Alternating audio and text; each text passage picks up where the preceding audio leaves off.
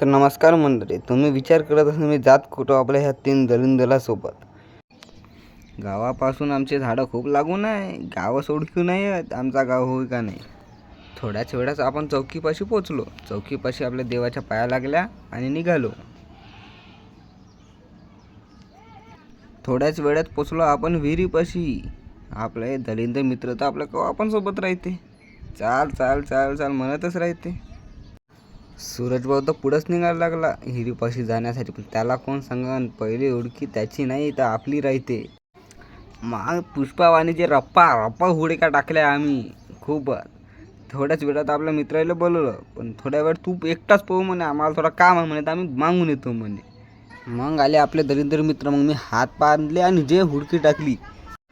आमचे पोट्टे म्हणे मरून काढून जात बे म्हणे, हात बांधून पोहते आणि मरत नाही म्हणे. बे म्हणलं टेक्निक आहे म्हणलं, तुम्हाला येत नाही म्हणलं, आणि तुम्ही बांधून पोहायला लागले ना, तुम्ही डायरेक्ट मरता म्हणलं, वाचतच नाही म्हणलं का. बाहेर गेल्यावर सूर्या म्हणे, बापू म्हणे आम्ही दोघंजणं जातो म्हणे, तुम्ही दोघं या म्हणे.